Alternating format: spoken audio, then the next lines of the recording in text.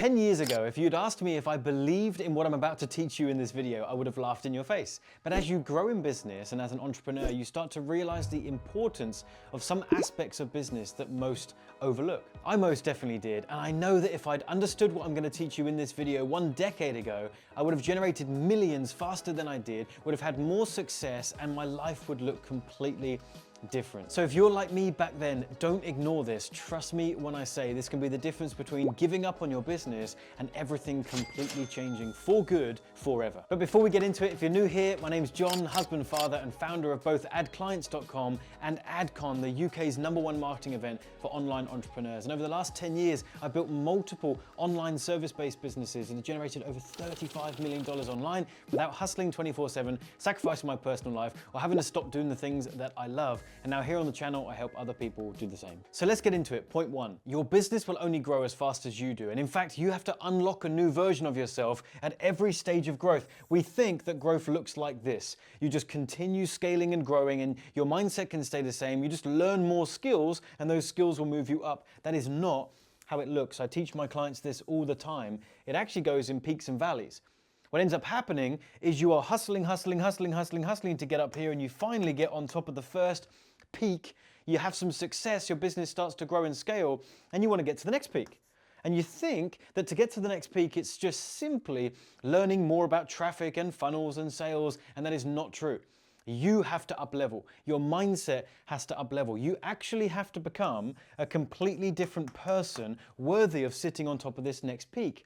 And when I say worthy, I mean you simply will not be able to handle the pressure up here unless you have figured out how to think differently, lead differently, make decisions differently and better, I might add, so that you can then make this journey up to this peak and you continue on from there. So when I say your business will only grow as fast as you do, it's because it's not about tactics, it's not about traffic, it's not about funnels. At this point, it's about you growing as an entrepreneur and now making better decisions from a better place. That is what will get you to the next exciting peak. Number 2, if you're threatened by someone else winning, then you're not ready to win and will likely find it very hard to do so anyway because you've got what we call a scarcity mindset. You think everything is about you and information and knowledge is finite, and so you hoard what you've got and you won't give out to anyone else. And anyone else that's looking like they're winning, you look for opportunities to tear them down because they're taking the market share that you should have had. That's a scarcity mindset.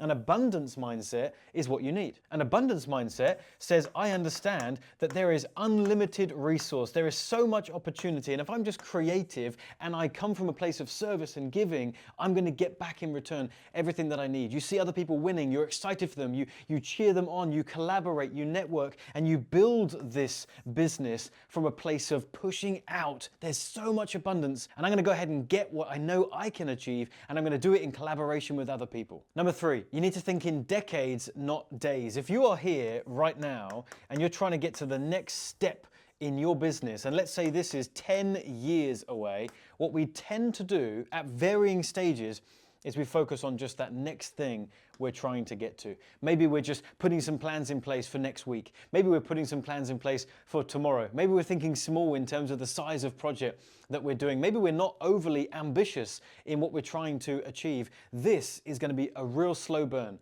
because even if you get there, you then just put the next marker in place. And even if you get there, you put the next marker in place. And what you'll find is 10 years will go by in a flash and you are nowhere close to where you thought you could have been because you didn't even project out.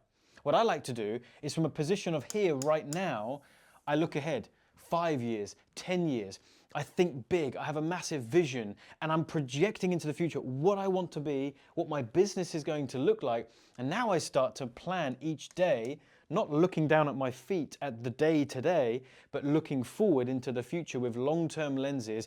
Are the decisions I'm making today, are the actions I'm performing today fitting in with my bigger long-term plan? If they are, I continue on. If they're not, I rethink my daily decisions to get them in line with my long-term plan. Number 4, if you know the first version is going to suck, get it out the way as quickly as possible. This relates to videos, content, funnels, sales calls. Every time you do something for the first time or launch something for the first time, you're probably going to suck at it. So let's get it out the way the quickest we can. If we look at this board right now and I just think about drawing a circle and I'm planning it in my head and I'm overthinking it and then I'm looking at the board thinking about what it might look like when I draw that circle on the board.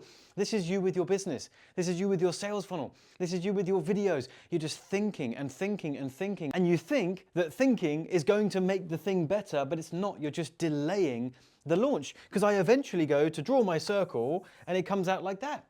It's not a good circle. But now I've done the first one, I can learn from what went wrong and I can go again. Okay, slightly better, not quite right, and eventually I can start getting to some better and better circles on this board because I did the first one. Launch that funnel, launch that video, launch that website, knowing the first one's not going to be great, but you're going to get better quicker. Number 5, people don't buy from the best, they buy from those they received most value from. And this comes back to the scarcity mindset or the abundance mindset. If you're so worried that if you give your best content and provide as much value as possible, that clients won't then reciprocate, what ends up happening is you put this shield around you for any chance of getting clients. Because you're hoping that this is only a one-way job, that clients will come to you and they'll break past your scarcity mindset and they'll come find you and become a client. But why? You've not put anything out into the marketplace yet. What you need to do is take that scarcity mindset shield off and create an abundance mindset that includes giving away your best value into the marketplace. And it feels weird in the beginning, because you think you're giving away information that's good enough and valuable enough, someone should pay for it. But the irony is, by doing that, you activate the law of reciprocity in this person.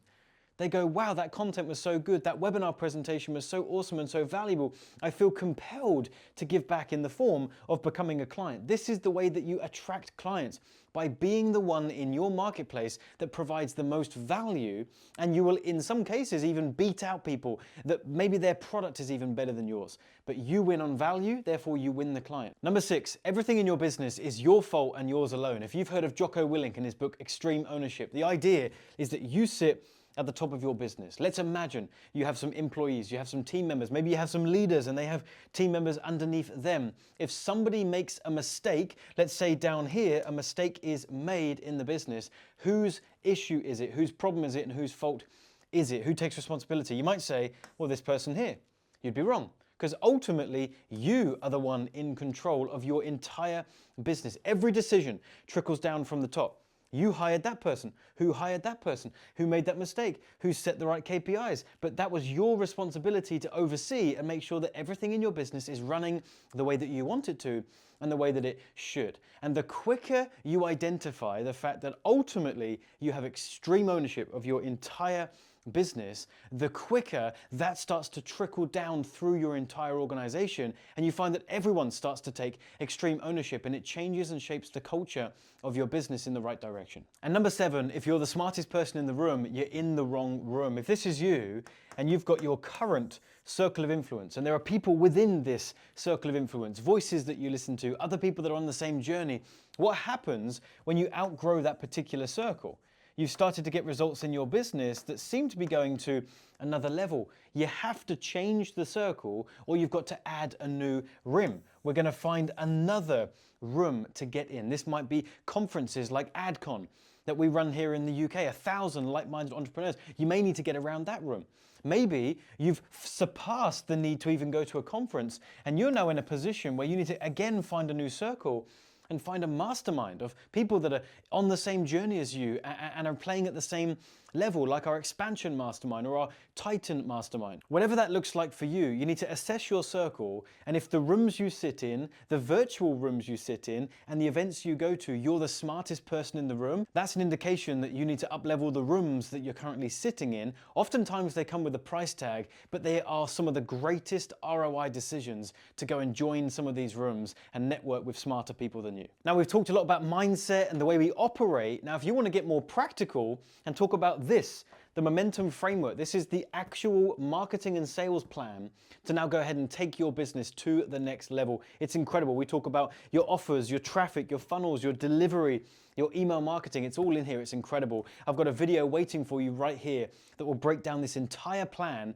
so that now that we're thinking the right way, we can practically outwork that and grow and scale our business. So check that out. Hope you enjoyed this video, and I'll see you in the next one.